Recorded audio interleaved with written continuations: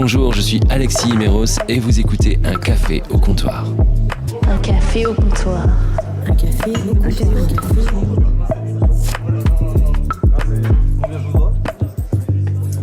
Un café au comptoir. Mon invité du jour me fait frémir. Je l'imagine prêt à bondir sur toute faute de conjugaison, d'accord, de syntaxe, voire de prononciation ou même de liaison que je pourrais commettre. Non, ce n'est pas une immortelle que je reçois, bien que ses interventions sur les réseaux sociaux puissent avoir une chance, qui sait, de passer à la postérité pour attester dans quelques centaines d'années de la beauté de la langue française à notre époque. Elle se définit plutôt comme une simple professeure de lettres enseignant dans un classique collège du 20e arrondissement de Paris. En dehors de son travail, elle réalise de façon spontanée de modestes séquences vidéo où avec pédagogie et sincérité, elle explique comment éviter les pièges de notre langue afin de parfaitement s'exprimer à l'oral comme à l'écrit. Cette personnalité aux centaines de milliers d'abonnés s'est rapidement taillée une place de choix dans les fils d'actualité de ses followers et dans les répertoires de nombreux journalistes. Ceux-ci la consultent régulièrement pour qu'elle témoigne soit de l'appauvrissement du langage courant, soit de nos tics conversationnels, soit de la bonne orthographe de tel ou tel mot. Quand j'étais petit, ces questions, on les posait à Maître Capello. On s'en remettait à l'arbitrage de Bernard Pivot. On demandait conseil à Alain Ray. Et aujourd'hui, c'est vers une figure plus avenante, vers laquelle on se tourne, plus moderne aussi, plus en phase avec la vitalité de la langue, plus attentive encore à son évolution dans la vie quotidienne et chez les plus jeunes. Plus en phase, certes, mais pas prête à accepter certains changements proposés par la société. Inutile d'espérer devenir saon meilleur.e ami.e si vous militez pour une généralisation de l'écriture inclusive. Non, dans ce cas, il y a de fortes chances pour qu'elle arbore son air gentiment sévère qu'elle sait si bien prendre lors de ses leçons face caméra. Idem si vous avez tendance à prononcer certaines consonnes avec un bruit de friction, des tch ou des dj. Oui, je parle d'africation et ça n'a rien à voir avec l'Afrique. Donc si vous lui dites « tu viens de chiner ? On sera tchou les dieux ?» vous risquez qu'elle décline purement et simplement l'invitation à passer ce moment en votre compagnie, et on la comprend. En revanche, si vous lui proposez de discuter de façon ouverte et posée dans la langue de Molière, dans un café de Ménilmontant, elle vous dira oui. C'est donc tout naturellement que nous nous sommes retrouvés à Paris, à 2 pas du Père-Lachaise, pour découvrir un des cafés dans lequel elle a ses habitudes, au Dolce Café, et prendre avec elle un café au comptoir. Karine Dijoux, bonjour. Bonjour. Est-ce que ce ne serait pas dans un quartier comme celui-ci, populaire et cosmopolite, que le français est à la fois le plus chahuté et le plus inventif ? C'est exactement ça, bravo. Et c'est pour ça aussi que je reste dans cet établissement scolaire. Ça fait 6 ans que j'enseigne juste à côté de ce café, là, à 5 minutes. Et j'adore voir la manière dont on se réapproprie la langue française. J'adore écouter mes élèves, j'adore écouter leurs inventions aussi. Et je trouve que certes, on a besoin de rigueur, on a besoin de règles, mais il faut aussi voir que la langue française est vivante et écouter, être attentif à toutes ces inventions et à toutes ces innovations. Ça les étonne, les élèves, d'avoir une professeure de français instagrammeuse ? Les élèves sont mon premier soutien. Ils sont très fiers d'avoir une professeure sur Instagram. Au début, j'étais un peu réfractaire, je n'osais pas en parler. Maintenant, très librement, quand il y a une idée en cours, je me dis « Ah, ça, j'en parlerai sur Instagram ». Et surtout, j'ai le soutien des parents. À la fin des conseils de classe, j'ai quelques parents qui me disent « J'adore vos vidéos ». J'en parle à mes élèves parce qu'il y a quelques parents qui sont eux-mêmes professeurs. Et ça, c'est ma plus grande joie. Ça a dû les étonner au début, les élèves. Ils n'ont pas forcément osé venir vous voir. J'aimais les écouter dans les couloirs notamment ou dans la cour, ils disaient « Ah, c'est elle qui est sur Instagram ». Et au fur et à mesure, ils ont pris quelques libertés, quelques audaces et ils venaient me voir en disant « Madame, vous avez dépassé les 100 000 abonnés » parce que j'ai eu une croissance fulgurante et eux étaient les premiers à suivre cette ascension et a été très fiers pour moi, très heureux. J'imagine que le côté, l'amour du français, de la langue, c'est pas né par hasard. Ça vient comment en fait à la fois ce plaisir de sentir la langue rouler justement sous notre langue, sous le organe, et puis en même temps de voir les mots à l'écrit et cette envie de transmettre. C'est une histoire de transmission en effet. J'ai reçu cette passion de la langue française de la part de ma mère, qui a été entre autres professeur de français, puis chef d'établissement. Surtout, je l'ai vu lire un livre par jour et je me suis dit il y a tout un monde que je souhaite découvrir et je sentais qu'elle était très sensible aux mots. Il y a quelque chose qui me vient en tête, par exemple, elle me disait toujours on amène quelqu'un, on apporte quelque chose. Donc il y a eu cette transmission des règles, mais avec une certaine flexibilité. Il y avait de la rigueur, mais aussi de la douceur et de la bienveillance. On sent la rigueur en fait, même quand vous parlez, même presque naturellement, on sent quelque chose de très droit, un air docte. C'est quelque chose de cultivé ou c'est Je pense que la rigueur me rassure, j'ai besoin d'un cadre et j'aime aussi transmettre ce cadre aux élèves. J'ai toujours été dans des établissements où il y a des difficultés sociales et ils ont besoin de ça, mais au sein de ce cadre, on peut se permettre quelques libertés. Là, on est dans un café, le Dolce Café, qui est un café typique de là où on est, Ménilmontant, au 20e arrondissement. On est loin du Flore, on est loin de ce café où des personnes vont faire la queue pour rentrer, se prendre en photo, faire des selfies. Ici, c'est très simple, et c'est pourtant ici que vous m'avez donné rendez-vous. On pourrait avoir l'idée, en voyant vos vidéos, que c'est un personnage, justement, Germano Pratin, qui ne va que dans des cafés très huppés, et pourtant, non, on est ici, c'est à la fois très simple, on est sous une véranda. Alors, vous m'avez dit, avant qu'on enregistre, ne pas venir en terrasse, parce qu'en fait, il fait froid, il y a l'odeur de la cigarette, et on peut comprendre tout à fait cela. Néanmoins, c'est exactement la même chose à l'intérieur comme à l'extérieur. On voit les personnes passer, on voit vraiment cette vie populaire, cosmopolite, on voit le quartier s'animer. C'est quelque chose qui vous inspire, qui vous donne, vous donne envie de réfléchir au quotidien quand vous venez ici ? Ce café m'a profondément inspirée. Déjà, c'était pour des raisons de facilité puisque mon collège est juste à côté. Et dès que j'avais une heure libre, je me précipitais dans ce café pour avancer dans mes manuscrits. Et c'est amusant parce que tout à l'heure, je vais devant le Flore et devant les Deux Magots parce que j'ai un éditeur qui est situé juste là-bas et j'ai un rendez-vous professionnel. Et je ne me sens pas du tout à l'aise au Flore. J'ai fait une séance photo là-bas parce que j'ai rencontré une journaliste qui a consacré un article à ce que je suis et à ce que je fais. Et je ne me sentais pas à l'aise. J'ai détesté l'ambiance. Il y avait le patron qui était là, qui nous a accueillis comme si on venait les déranger. Et ce café ne me ressemble pas du tout. Et pourtant, j'avais envie d'y aller il y a très longtemps. Quand j'avais la vingtaine, je me disais, je rêve d'aller au Flore. Je rêve de sentir l'âme de Sartre, de Simone de Beauvoir. Et ce n'est pas du tout ce qu'on ressent. Là, c'est vraiment un piège à touristes. C'est devenu, en effet, une vitrine Instagram. Alors qu'ici, c'est vivant. Ici, quand je viens, il y a la serveuse qui m'accueille, qui me reconnaît, qui m'a demandé une dédicace quand mon livre est enfin sorti. Et c'est vrai qu'ici on a un accueil qui a été franc et sincère. Généralement on appelle les bars avant, ou on passe avant une interview pour les prévenir qu'on va être à une table et enregistrer le podcast. Il n'y a pas eu une seule retenue, aucun problème. Je vous mets la table tranquillement.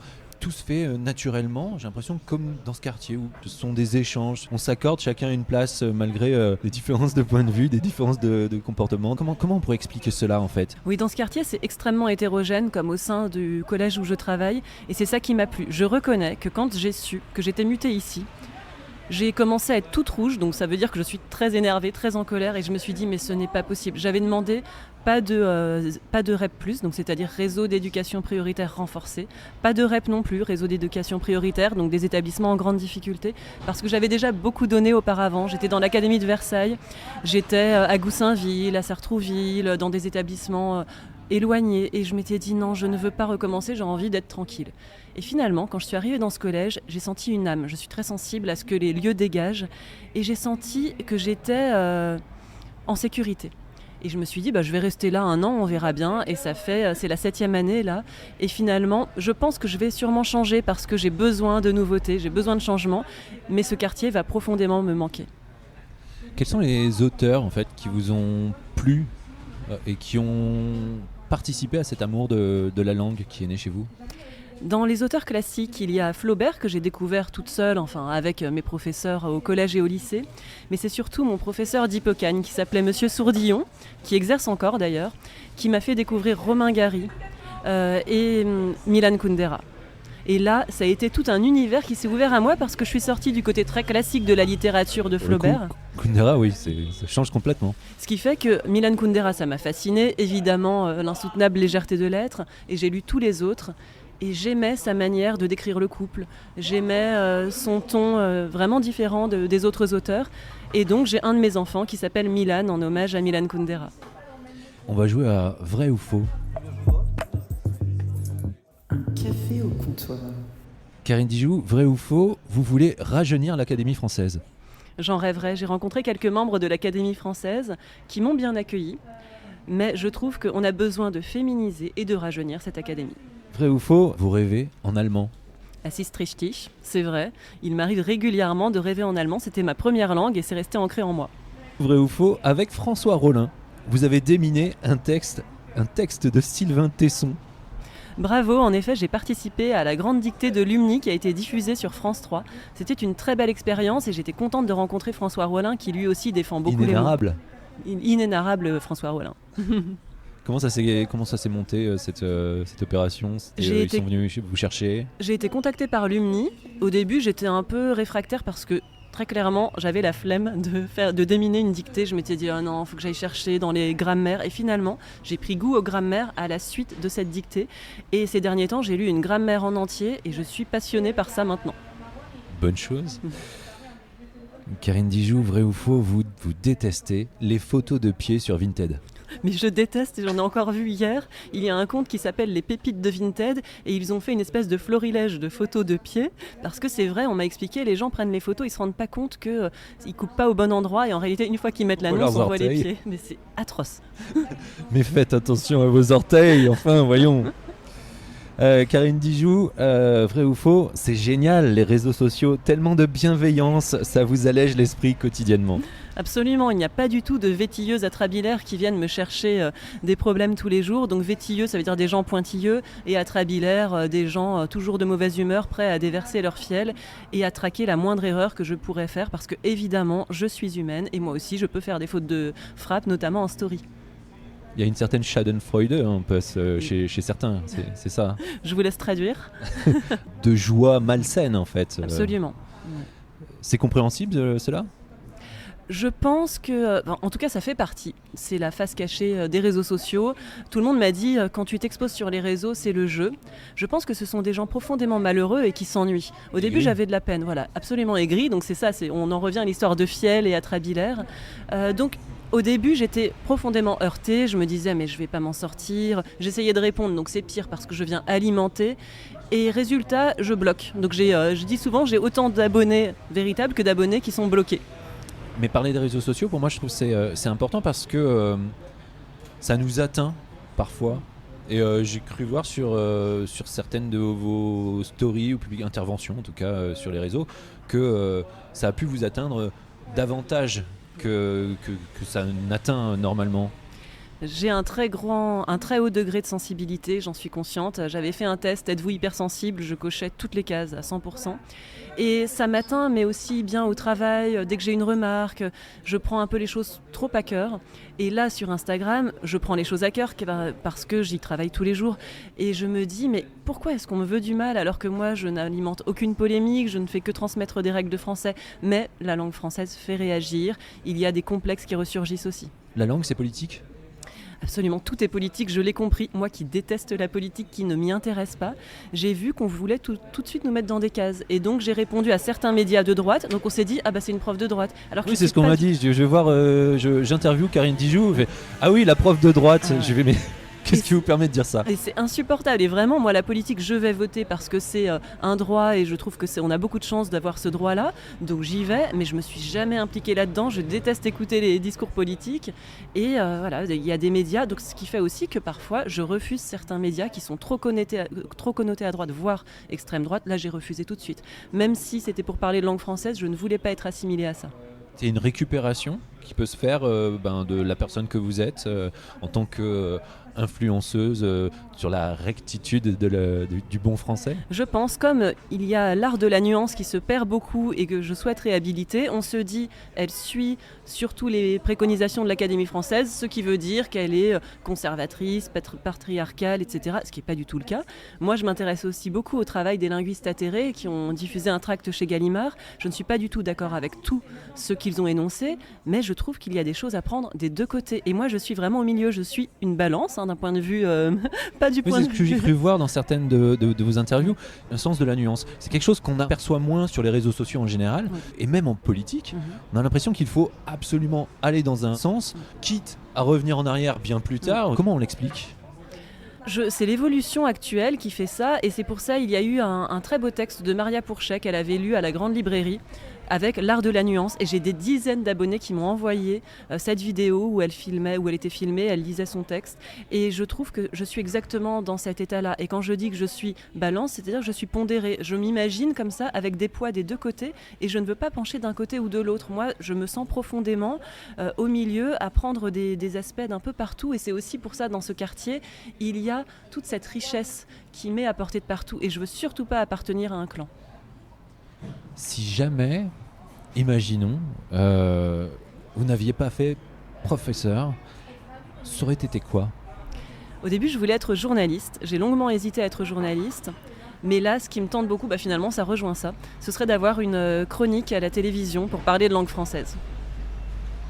On va faire un peu de fiction. On va imaginer que vous ouvrez un café, un bistrot, un zinc, un estaminet. Et donc je vais vous faire passer un test pour voir si ce serait envisageable.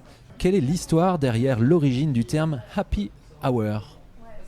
Alors j'imagine que c'était...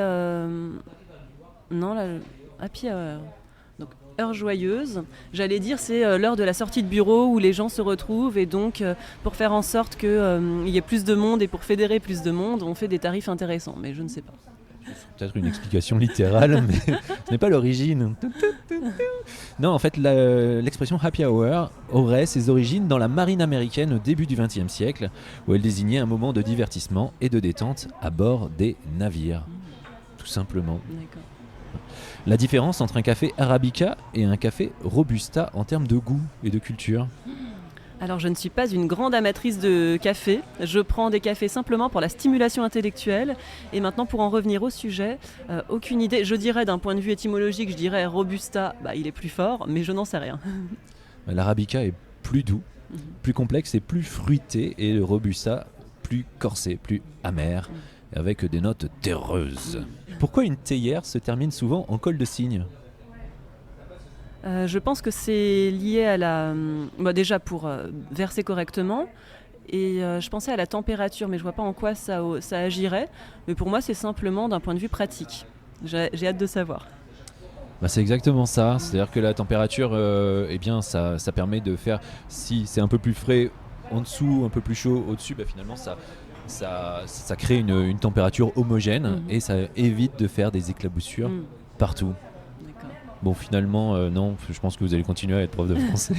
J'ai appris quelque chose, est-ce que je peux l'ajouter ? Oui. J'ai appris cette semaine l'origine du mot cappuccino, parce que j'avais mis dans les mots à sauver le mot capucinade, et plusieurs abonnés m'ont dit « mais j'ai cru lire cappuccino ». Et en réalité, il y a un lien. C'est un lien avec les capucins, un ensemble religieux, et ces moines-là portaient des vêtements de couleur un peu marron clair, et le cappuccino vient de là. Et la capucinade, oui, très belle couleur. Vous avez sorti un livre. On peut en parler un peu ? Oui. Comment il est né ? Alors ce livre est né tout simplement parce que de nombreux éditeurs m'ont sollicité. Ils ont vu mon compte Instagram. Je tiens à souligner qu'ils m'ont contacté quand j'avais seulement 15 000 abonnés encore. Et ils ont vu le potentiel. Et j'ai choisi une maison d'édition qui me laissait l'entière liberté sur la structure. Le titre, c'est moi qui l'ai choisi, donc Le Français avec style, aux éditions First. Et j'ai aimé cette aventure parce que finalement, ça me permettait de mettre à l'écrit tout ce que j'avais créé sur Instagram et d'organiser les choses. Vous l'avez vu, j'aime la rigueur, j'aime l'organisation. Et là, au moins, tout est condensé dans un livre. Le futur ? J'ai plusieurs livres. Là, tout à l'heure, j'ai rendez-vous avec une grande maison d'édition très prestigieuse, très germanopratine, justement, pour un cahier d'activités autour de la langue française. Je peux en parler parce qu'il sort au mois de mai. Donc là, j'ai fini mon manuscrit. À destination des ados, des adultes. Ouais. C'est plutôt une espèce de cahier de vacances, mais avec beaucoup d'élégance. Et c'est pas le cahier de vacances tout bariolé et très scolaire. J'ai cherché des exercices qui permettaient de se réapproprier la langue tout en étant heureux de faire les exercices. Et quelque chose de l'exercice de fiction, l'exercice romanesque, c'est quelque chose qui vous attire, ou pas du tout ? J'ai écrit un roman que j'ai écrit dans ce café d'ailleurs. J'ai écrit mon manuscrit du Français avec style, mais également mon roman. J'étais très inspirée ici.